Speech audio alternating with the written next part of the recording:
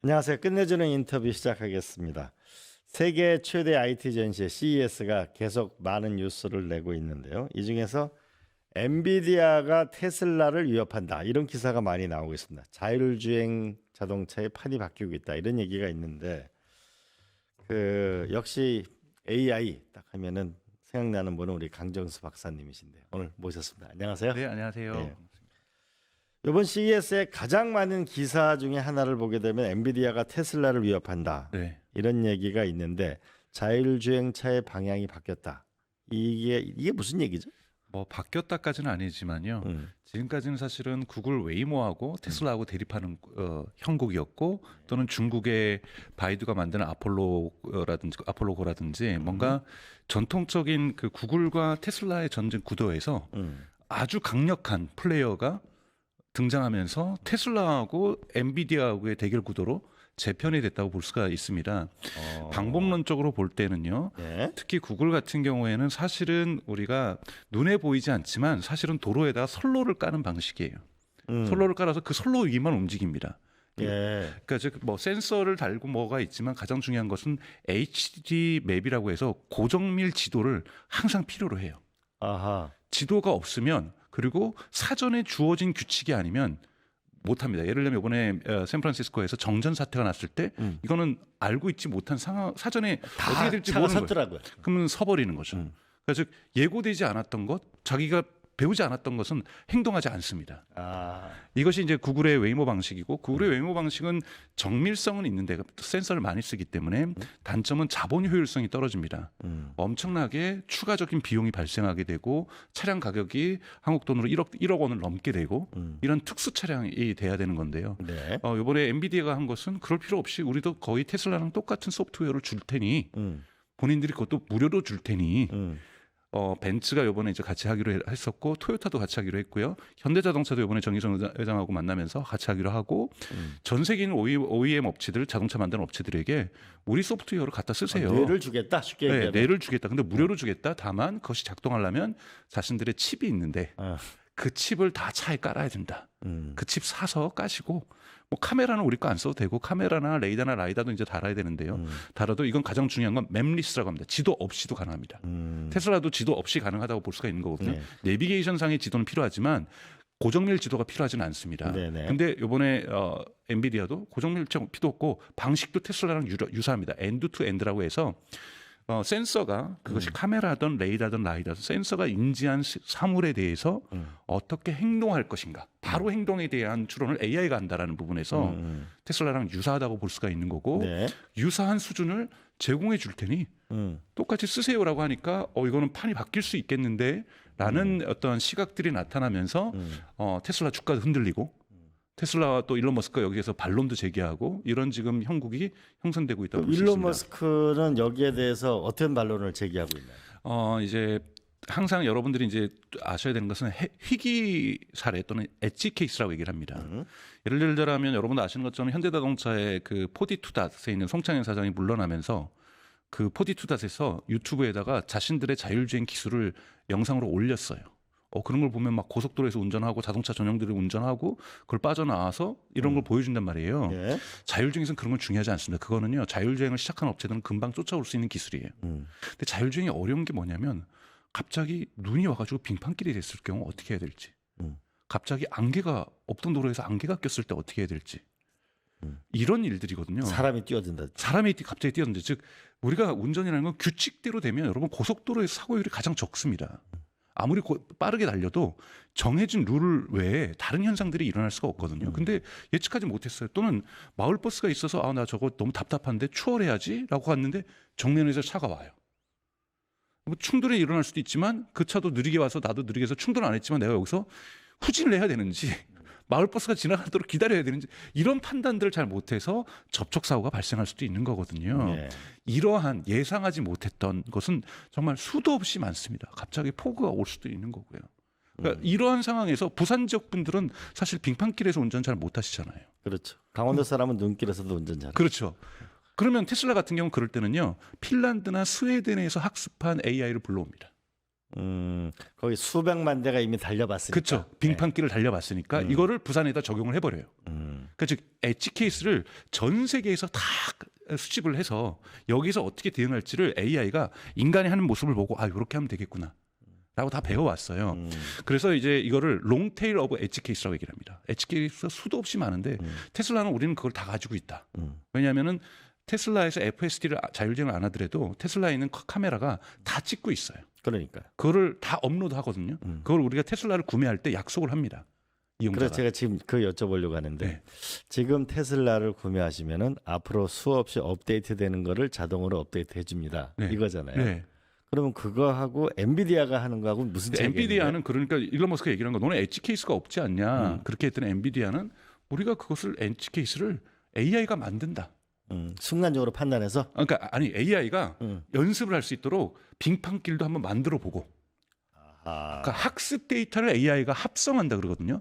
합성 데이터로 수많은 엣지 케이스를 계속 시뮬레이션 하기 때문에 왜냐 엣지 케이스라고 하는 것도 결국은 사건의 조각이다. 알겠습니다. 그러니까 쉽게 얘기하면 이런 거네요. 그러니까 테슬라라고 하는 건 800만 대가 돌아다니면서 이제 카메라 찍고 이거를 데이터를 계속 입력해서 공부한 학습에 판단하는 게 있다면 얘는 가상 현실에서 이거를 공부해서 그렇죠. 한다는 거네요. 네, 가상현실에서 마을버스도 가고 뭐 빙판길도 가고 안개도 끼고 우리도 다 했다라는 거예요. 그러면 입증이 돼야 되는 거죠. 실제로 가상현실에서 입증한 것이 네. 실제 데이터를 가지고 연습한 것보다 네. 비슷한 수준이나 월등히 좋다 그러면 이건 판이 바뀔 수 있습니다. 알겠습니다. 그러다 보니까 이게 결국은 누가 더 정밀하냐 이런 얘기가 나오다 갑자기 이제 100억 파라미터 모델이다. 네. 이런 얘기가 나오게 됐어요. 이거는 왜 이렇게 나오게 됐어요? 이번에 나왔던 그 자율주행 그 서비스 이름이 알파 마요라는 건데요. 알파 마요. 네, 알파 마요가 이제 100억 개의 파라미터고 이것을 인터넷이 연결되지 않은 상태에서 그 엔비디아가 파는 칩에다가 설치를 해서 자동차하고 다니는 거죠. 근데 이제 100억 개 정도의 파라미터는 어느 수준이냐면 물론 뭐 1조나 2조 지금 뭐 100조 파라미터도 있긴 합니다만 100억을 흔히 말하는 인터넷과 연결 없이 차량에 있는 칩에서 해결할 경우에는 흔히 말해서 본 것을 내가 어떤 이유를 가지고 어떤 행동까지 할 수 있는 것을 가능하게 할 수준의 AI 이 성능이다. 그 100억 파라미터라고 하면은 어느 정도 우리가 쉽게 뭐 어떤 지금 스마트폰과 비교하면 어떻게 되나요? 그러니까 지금 챗GPT 뭐 이런 거나 제미나에 비해서는 대단히 파라미터가 적습니다만 네. 100억 개 정도면은 전 세계 언어에 능통하다고 볼 수도 있거든요. 언어로 네. 친다라면 네. 그러니까 대단히 높은 수준이라고 볼 수 있는 거죠. 그래서 높은 수준을 것을 깐다라는 것을 본인들은 이제 100억 개라는 파라미터 숫자를 강조한 거지. 그거 자체가 그렇게 중요하다고 볼 수 없어요. 결국은 중요한 것은 인간보다 몇 배 더 안전하게 운전할 것이냐. 그러니까 운전을 잘한다는 거를 정의하기가 사실은 대단히 주관적이잖아요. 그 제가 운전을 잘할지 누가 운전을 할지를 판단하는 거 저는 또 제가 잘하면서 잘한다고 생각하거든요. 가장 중요한 것은 규제 기관에서 정부가 보기에 운전을 잘해야 됩니다. 그런데 나라마다 이걸 정의한 바가 다 다르거든요. 그래서 이 부분을 누가 더 빨리 통과하느냐가 되게 중요할 거라고 보고 있고요. 그래서 100억 개의 파라미터든 여기에 센서를 뭐가 쓰든 또는 많은 분들이 또 뭐 레벨 2, 레벨 3, 레벨 4 이건 중요하지 않습니다. 중요한 거는 결국은 안전하게 운전해서 사고를 내지 않는 거가 중요한 거죠. 네. 네. 또 하나가 한번 여쭤보. 이번에 샌프란시스코에서 실제 주행, 도로 주행 장면이 나왔는데 네. 벤츠를 했었죠. 예, 이 장면이 왜 주목을 받는 걸까요? 그러니까 사실은 만약에 엔비디아가 우리가 이번엔 젠슨 왕이 CES에서 키노트를 한 거잖아요. 발표를 하면서 알파 마요를 만들어서 세상을 다 뒤엎을 거고 정말 잘합니다라면 누가 믿겠어요. 자동차를 운전하는 걸 봐야 되잖아요. 그래서 같은 시간에 세계에서 유명한 자동차 인플루언서들이 사실은 사전에 촬영했다라는 거죠. 이거를 탑승한 체험기를 동시에 유튜브에서 공개를 했습니다. 그럼 거기에는 운전자가 있었어요, 없었어요? 운전자는 없고 옆에 옆에. 앉아가지고 보조 운전사도 있었고요. 네. 그 사람 뒤에 탔었는데요. 그런데 이제 샌프란시스코가 이제 미국에서 뉴욕이나 LA 정도는 아니지만 교통 지옥은 아니지만 상대적으로 그래도 교통이 쉽지 않은 지역이었던 거고. 그럼 여기가 레벨로 보면은 L3, L4 이러면 어느 정도 되는 거예요? 그러니까 테슬라 엔비디아에서 얘기하는 것은 L2 플러스다. 이건 제가 보기에는 말장난이에요. 이런 걸로 기자분들도 막 적고 그러시는데 L2, L3 이거는 대단히 기술적인 정의라고 볼 수가 있는 거고요. 왜냐하면 아직까지는 안전 요원이 거기도 탑승을 했으니까요. 그리고 요번에도 그 영상에도 보면 한 번 정도는 개입을 하거든요. 예. 그런데 이제 놀라웠던 것은 저도 그 영상을 봤어요. 저도 보면서 놀라웠던 것은 정말 이것이 사실이라고 한다면 이렇게 단기간에 이 정도까지 왔고 거기서 제가 가장 인상 깊었던 것은 차를 누가 이중 주차를 해놓은 거예요. 길에다가 좁은 길에다가. 예. 그러면서 이중 주차하고 보니까 중앙선이 안 보이는 골목길 같은 데죠. 예. 여기서 어떻게 할까 하더니 상황을 보더니 얘가 이걸 추월해서 이 좁은 길로 들어가서 왜냐면 이쪽은 상대방 차가 오면은 사고가 날 수 있는 지역이거든요. 요거를 싹 피해서 가더라는 거예요. 그러니까 이런 것까지 훈련이 됐구나. 즉 엣지케이스 훈련이 됐다라는 것을 증명을 했고 또 사거리에 소방차가 중간에 있었습니다.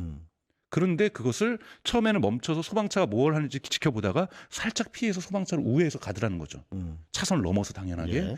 아 이렇게 고속도로를 달리는 것이 중요한 것이 아니라 시내 도심에서 충분히 일어날 수 있는 이런 우발적인 사건 속에서도 차량을 운전한다는 걸 보여줬다는 부분에서 정말 높은 수준까지 왔다라는 것을 입증했다는 부분에서 화제가 됐습니다. 아, 그래요? 사실 이 영상이 없었다라면 젠슨왕이 무대에 나와가지고 여러분 이제 만드는 자율주행 우리가 테슬라만큼 가요라고 얘기해 주는 것이 설득력이 없었을 텐데. 아, 그래요. 그러면은 제가 약간 좀 예. 여쭤보고 싶은 건 제가 2020년도에 이스라엘 갔었거든요. 네네. 거기에 세계적인 그 있었죠. 자율주행차 모바일아이도 있었고, 네. 모빌아이 그 회사를 네, 갔었는데 네. 거기에 예루살렘이 어마어마하게 이게 구불구불 많은데 예, 앞에 저 보조 운전자 타고 저희가 뒤에 탔는데 그 구불구불 너무너무 잘 가는 거예요. 네.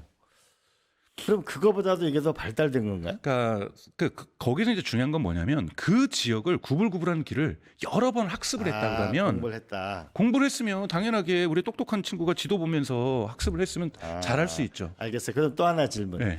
중국 우한에는 L4가 네.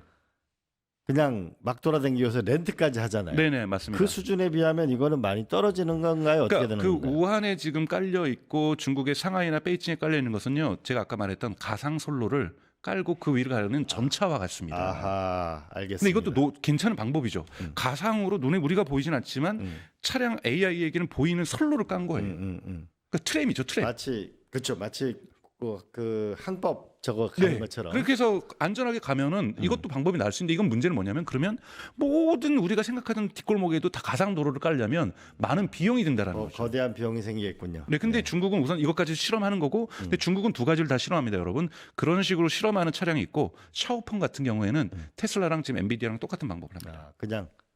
그냥 똑같이 자기가 인식해서 여기에서 AI가 판단해서 인간을 모방해서 운전하는 엔드 투 엔드 방식을 샤오펑은 그대로 하고 있고요. 그래서 중국은 투 트랙을 가고 있는 거예요. 한쪽에서는 흔히 말해서 선로 깔고 안전하게 운전하는 소프트웨어도 실험을 하고 있고요. 그리고 샤오펑처럼 테슬라를 모방하는 것도 실험을 하고 있어서 두 가지를 다 실험하고 있는 것이 중국이라고 볼 수가 있는 거고요. 자, 그러면 미국이나 중국은 이런 과감한 실험을 하는데 한국은 제가 국회 사무총장 하는데 네. 여의도에 저기 자율주행 이거 하는 것도 너무 복잡하고 우리는 이걸 어떻게 해야 되는 거죠? 그러니까 사실은 한국은 FSD 벌써 지금 다니고 있잖아요. 네. 테슬라의 모델 S하고 X에서는 쓸 수 있고 올해 뭐 12월 말일부터는 사이버 트럭에서 쓸 수 있어서 지금 많은 사람들이 하고 있고요.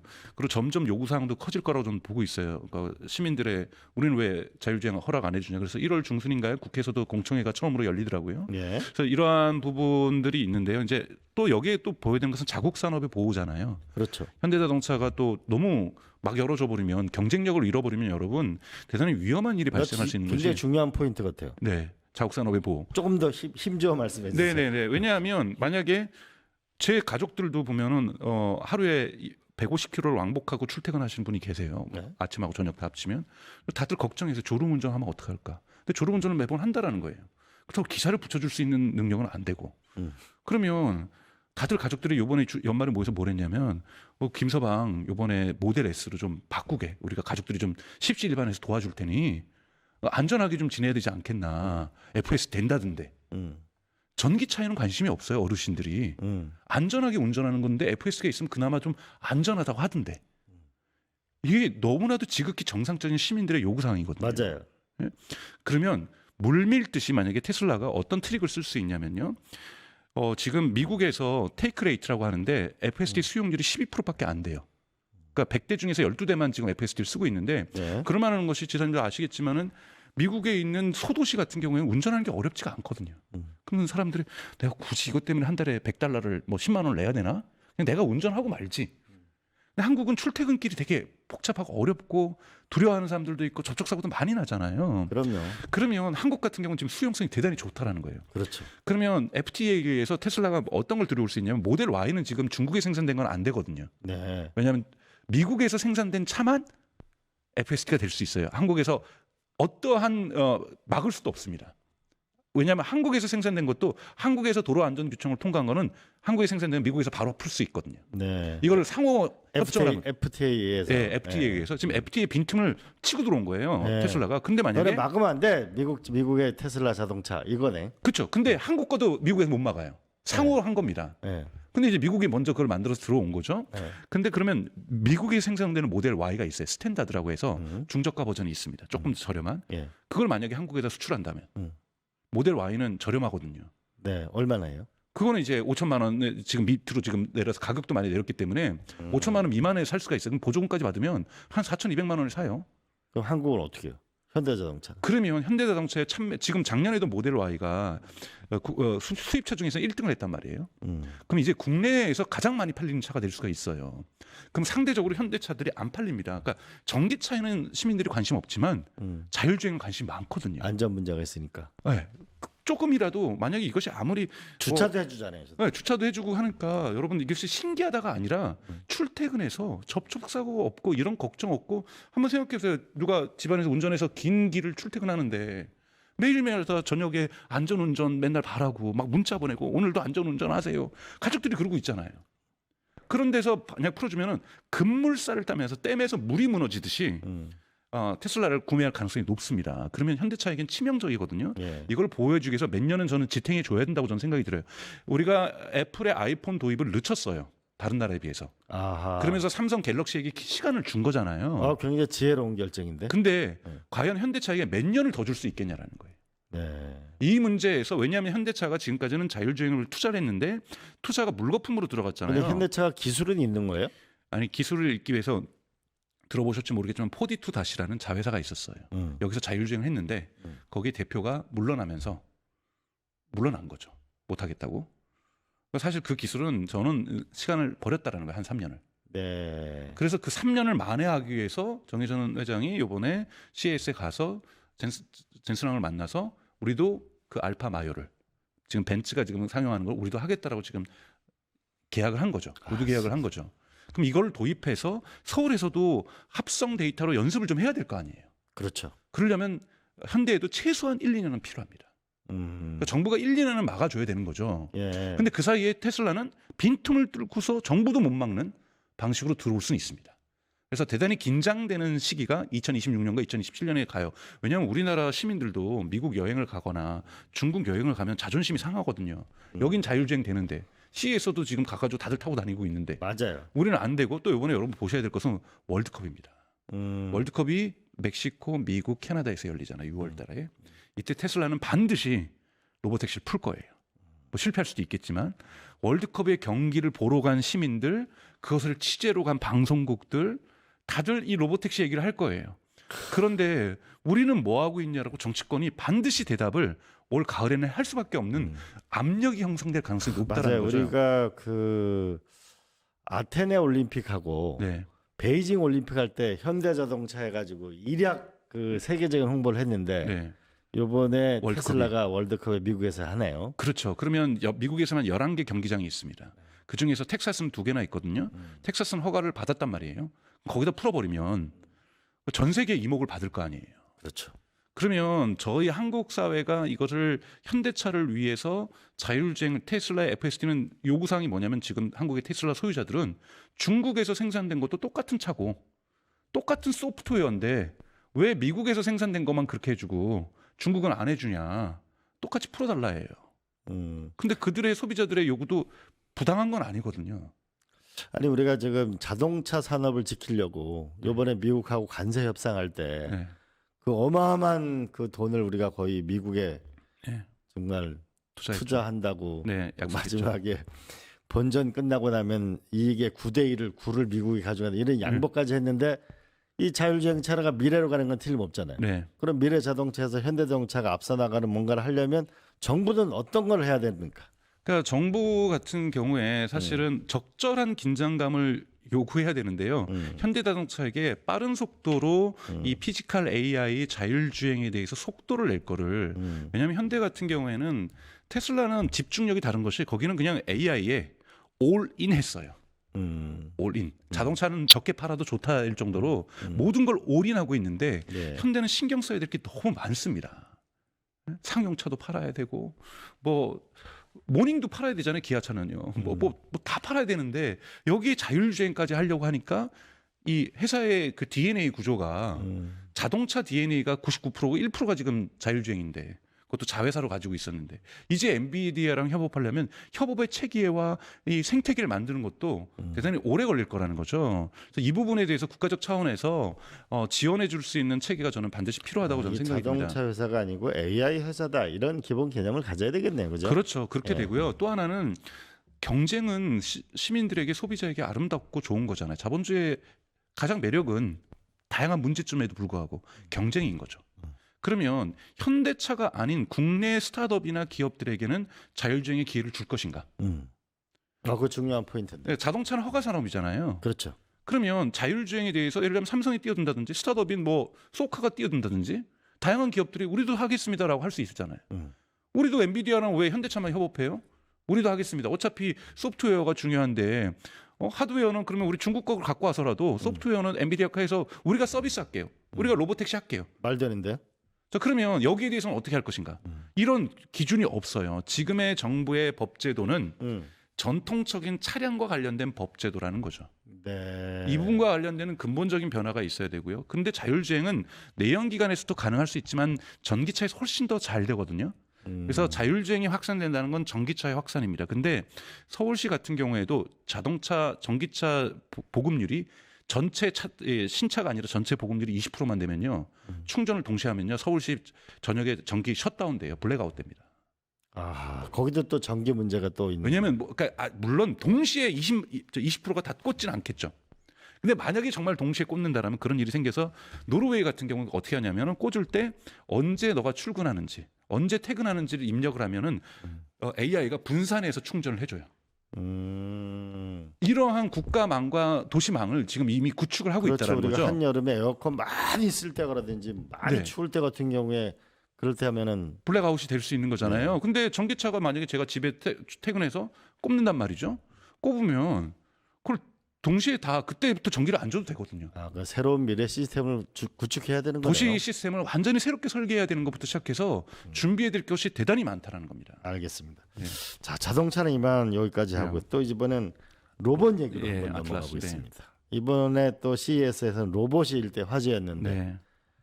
결국 피지컬 AI로 간다, 준비해야 된다 여러 차례 얘기하셨는데 네. 이번에 나온 로봇은 어떤 것이 특징인가요? 우선 현대가 대단히 실용주의를 선택했다라는 거예요. 현대가 보스턴 다이나믹스를 소유하고 있는데요. 네. 보스턴 다이나믹스가 이번에 아틀라스라는 걸 보여줬고 또 실제로 현장에 투입할 것을 2028년부터 하겠다고 하면서 되게 실용적으로 손도 세 개고 다리도 조금 허술하게 좀 만들어 보이는 것처럼 되게 실용적으로 만들었고 그리고 깨끗하게 포기했어요. 뇌는 우리가 안 하겠다. 빌려 쓴다. 구글의 딥마인드가 하겠다. 구글의 딥마인드가 제미나이 로보틱스라는 피지컬 AI를 가지고 있습니다. 아직까지 상용화는 못 시키고 있는 수준이고요. 2024년 12월 기준 정확도가 40%밖에 안 돼요. 그러면 2028년까지 지금 6년 1월이니까 좀 시간이 왔으니까 좀 더 좋아졌겠죠. 2028년까지는 완성을 시키겠다는 구글의 약속이 있겠죠. 그리고 그 훈련은 가상 공간에서 훈련은 엔비디아랑 협업을 합니다. 구글이 이 뇌를 탑재하겠다. 우리는 뇌는 포기하겠다. 그러면서 실용주의로 생태계 전략으로 가겠다. 그러니까 이번에 전략 발표의 핵심이라고 볼 수가 있습니다. 그런 부분에서 방향성은 좀 옳다고 보고 있어요. 왜냐하면 보스턴 다이나믹스는 워낙 하드웨어에 강했던 회사지 소프트웨어 파워가 좋지는 않았거든요. 이게 한편으로는 실용주의라는 선택이 옳았다라는 생각도 들지만 또 한편으로는 결국 뇌가 있어야. 그렇죠. 그래서 중장기적으로는 피지컬 AI를 쓴 뇌를 만들 수 있는 한국의 기업은 아직 없거든요. 네. 이제 뭐 국가대표 뽑아서 하는 것은 거대 언어 모델입니다. 근데 이 능력이 있어야 피지컬 AI도 갈 수 있겠지만 그러니까 저희가 가야 될 길이 너무 많다라는 거죠. 그래서 피지컬 AI를 지금 만들 수 있는 곳은 한국에는 아직 없습니다. 그럼 빨리 피지컬 AI를 도전할 수 있는 기업들도 등장을 해야 되는 거고 지금 사실 피지컬 AI를 위해서 아마존을 창업했던 제프 베조스 같은 경우는 작년 11월 달에 2025년 11월에 뇌만 만드는 기업을 창업을 했어요. 여기에 네. 어마어마한 돈을 투자를 하고 있고요. 음. 그다음에 메타의 그 AI 수석 과학자였던 얀 루쿤이라는 거의 AI에서는 거의 대부 중에 한 명이죠. 이 사람도 메타를 나와서 메타의 투자를 받아서 프랑스로 AI 학자를 데리고 가서 원래 프랑스 사람이거든요. 거기에서 뇌만 만드는 회사를 설립을 했습니다. 그러니까 지금 계속해서 미국에는 뇌만 전문으로 하는 기업들이 계속해서 등장하고 있는데 막대한 자본력을 가지고 있어요. 이게 사실 그 일론 머스크가 한 얘기가 보면 앞으로 한 개인이 5개의 로봇과 더불어 살 것이다. 뭐 네. 밥도 해주고 공부도 같이 해야 되고 네. 이러면 약 한 400억 대가 정도가 나오게 될 거다라고 네. 하면 결국 우리는 자동차 부품을 만드는 회사니까 이거는 뭐 팔다리 이런 거 잘 만들 텐데 뇌가 있어야 되잖아. 네, 뇌도 있어야죠. 그 뇌를 만드는 이 피지컬 AI, 그러니까 이 두 가지를 하려면 뭔가 한국의 AI 정책에 뭐 방향이 좀 뚜렷한 게 그렇죠. 있어야 될 것 저는 같은데요. 로봇 산단이 그래서 지난번에도 말씀드렸듯이 절실하다는 겁니다. 로봇 그래서 산단이 절실하다. 네, 네. 왜냐하면 그래서 산단에서는 부품도 팔다리도 만들어야죠. 이번에 보스턴 다이내믹스가 누구를 통해서 팔다리를 만들겠다는 얘기를 안 했는데 가능하면 한국에 있는 대구에 있는 기업이 울산에 있는 기업이 창원에 있는 기업이 팔다리 만들어서 공급하는 게 좋잖아요. 그러면 이 공급할 수 있는 지금 주체가 지금 한국에는 아직 설정이 안 됐단 말이에요. 현대자동차가 다 안 할 거거든요. 협업 체계를 만들 거 아니에요. 근데 현대자동차 그걸 미국에서 지금 미국 공장에서 만들겠다라는 거예요. 왜 보스턴 다이내믹스 미국에도 만들고 한국에도 만들면 안 돼요? 우선 지금 미국 조지아 공장에서 만들겠다라고 선언을 했거든요. 당장 수백만 대 만드는 게 아니라 뭐 2만 대, 3만 대 만드는 거니까요. 그러니까 2028년에는 많이 만드는 거 아닌가? 3만 대인가 정확한 제 수치는 잘 모르는데 몇만 대 수준의 것을 만들다 보니 근데 그 샘플에도 한국의 부품이 들어갈지 안 들지는 아무것도 정해진 게 없다라는 거예요. 빨리 위원회를 만들어서 그곳에 들어갈 아틀라스에 들어갈 팔다리에 들어가고 케이스에 들어간 나사는 뭘로 할 거예요? 그 액추에이터라는 모터는 누가 만들 겁니까? 근데 테슬라의 옵티머스만 해도 80%의 부품이 중국산이에요. 이걸 빨리 대체해 줄 수 있는 아하, 네. 빨리 만들어서 부품의 벤더들도 들어가고 여기에 공과대학이라든지 과학과 컴퓨터공학과랑 연합을 해가지고 뇌를 만들 수 있는 이러한 피지컬 A에 대한 그것도 만들어지고 근데 이런 것들은 산단이 전 있어야 된다라는 거죠. 한 것에서 생태계를 만들어줘서 그렇죠. 부산, 경남, 울산, 대구, 경북에 보면은 자동차 부품에서 어마어마하게 많잖아요. 그렇죠. 그래서 네. 저는 이번 정부에서 AX 센터라고 해서 광주하고 지금 대구에 만들었는데 전 그거를 로봇 산단 센터로 빨리 바꿔줘야 된다고 저는 생각이 들어요. 예. 지금 만들고 있는 것은 AX 뭐 산단이라고 해서 각 공장들이 자동화하는데 AI를 좀 적용할 수 있는데 정부가 지원금을 쓰기 위해서 지금 뭐 각각 5천억씩 지금 지원을 하기로 했잖아요. 근데 그 돈 어떻게 쓸지 아직 정해지지도 않았어요. 일단 이거부터 해야 되겠는데 보스턴 다이내믹스에 들어가는 부품은 네. 한국에 그래서 조달한다. 네. 레인보우 로보틱스 들어가는 부품은 한국이 조달한다. 네. 이렇게 해서 그러면 정부가 지원을 과감하게 하고 또 그렇습니다. 하나 뇌를 만들어야 앞으로 뭐 식사하는 로봇도 나오고 뭐 네. 청소하는 로봇 이렇게 하지 않을까요? 네. 그러니까 이번에 LG가 뭐 드로이드라고 해가지고 가사를 돕는 로봇을 선보였는데요. 그거는 그냥 샘플인 거고요. 거기 뇌가 뭔지 아마 LG도 나중에는 결국은 구글 로보틱스를 쓰게 될 거예요. 현재대로 간다라면. 그러니까 거기 아직 여러분 그거 뭐 빨래를 너무 느리게 접는다도 있지만 절대 설거지 같은 건 못 해요. 한번 생각해 보세요. 여러분 가사 노동 중에서 가장 정밀한 그 감각이 인간의 인지 능력이 필요한 게 설거지거든요. 설거지 못하면 혼나죠. 그리고 네. 그 그릇에 기름이 있을 수도 있고 맞아요. 정말 어떻게 잡는가에 따라서 다를 수 있고 또 크다고 해서 가벼울 수도 있고 작다고 해서 무거울 수도 있거든요. 그렇죠. 이러한 인지 능력이 있어야 하는 거고 그리고 여러분 저도 사실은 손이 벤 적이 있지만 설거지에서 다 많이 다쳐요. 머그잔 제 손잡이 저는 세게 잡았다가 손잡이가 똑 부러지는 바람에 다치기도 하고 이걸 로봇이 한다?